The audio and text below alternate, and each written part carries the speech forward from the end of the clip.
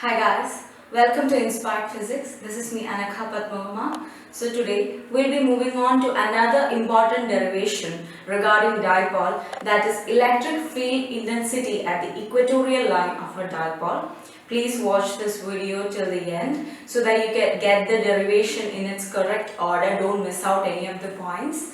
So let's move into the video.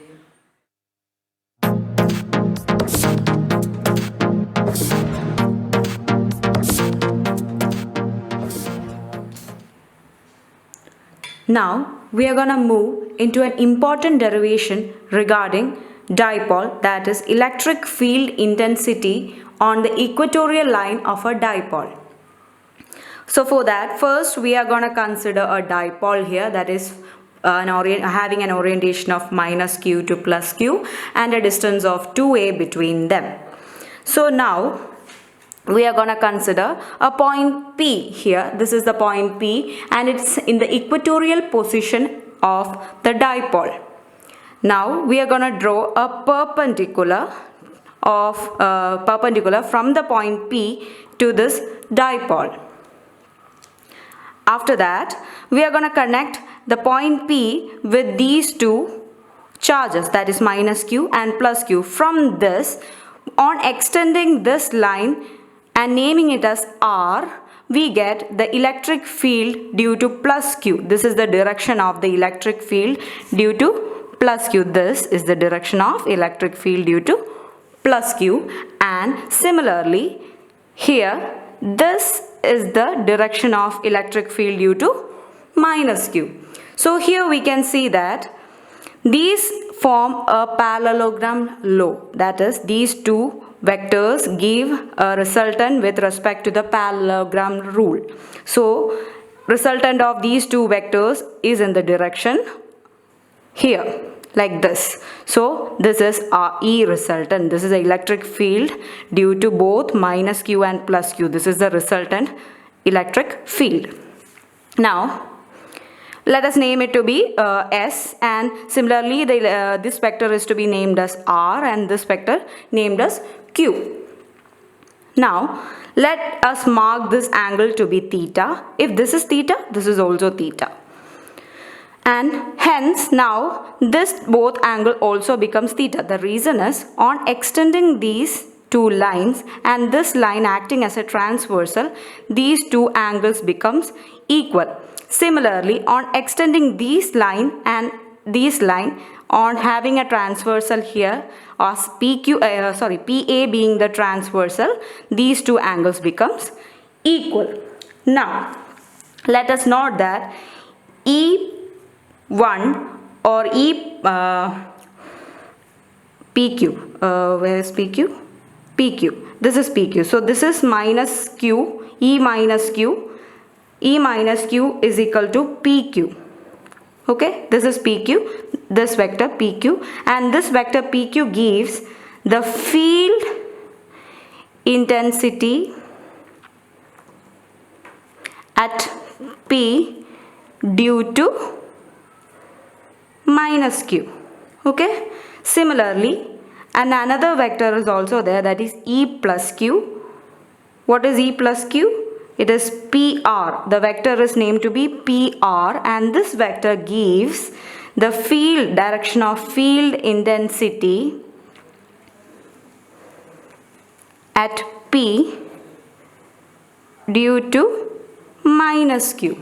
So these are the two vectors giving the direction of electric field due to minus Q and electric field due to plus Q. Now let us consider angle PAB. Angle PAB is equal to angle PPBA. Angle PAB is equal to theta and PBA, both are equal angle, which is both equal to theta. Why? Since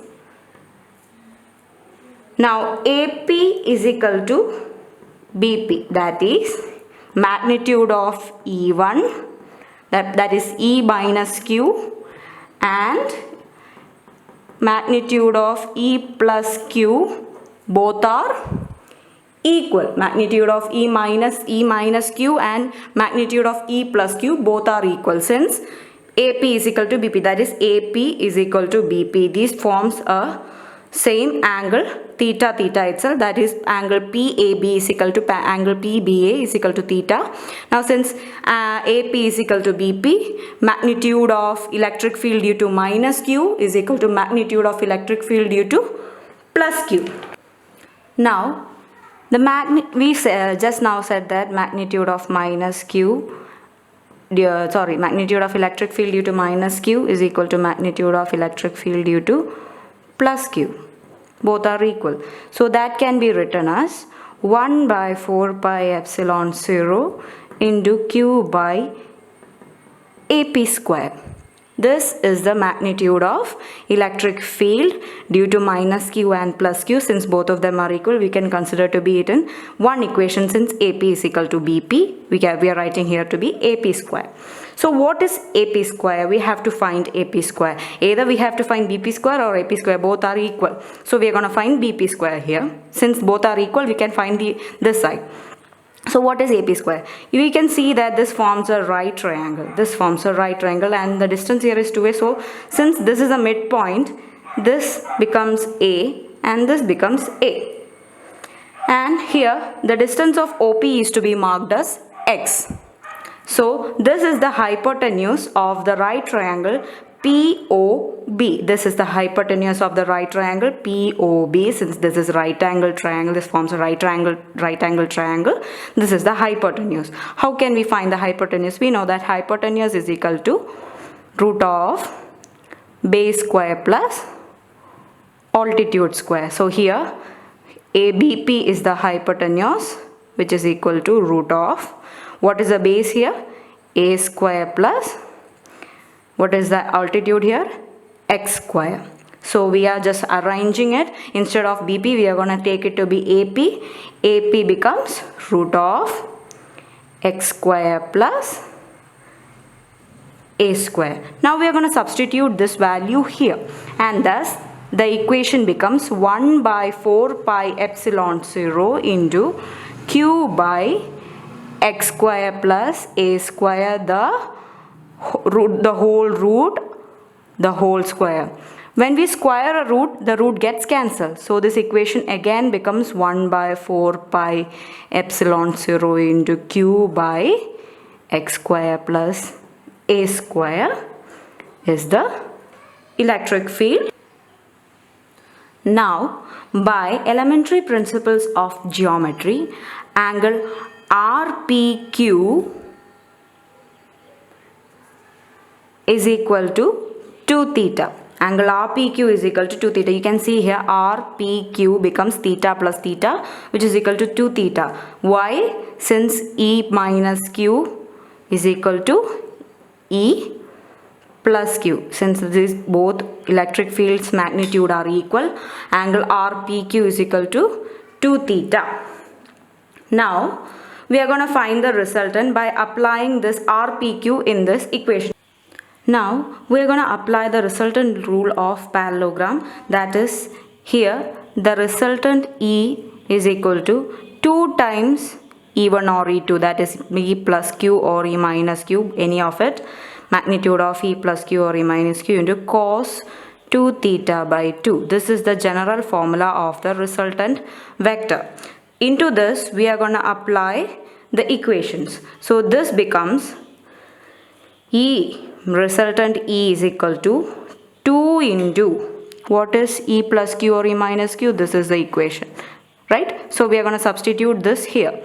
So that becomes 2Q by 4 pi epsilon 0 into X square plus A square into cos theta. Here 2 and 2 get cancelled, so it becomes cos theta.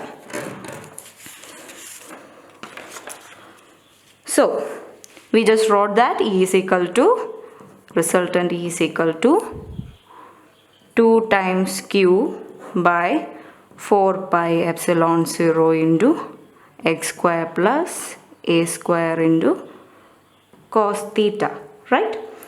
So from this we have to find cos theta. What is cos theta?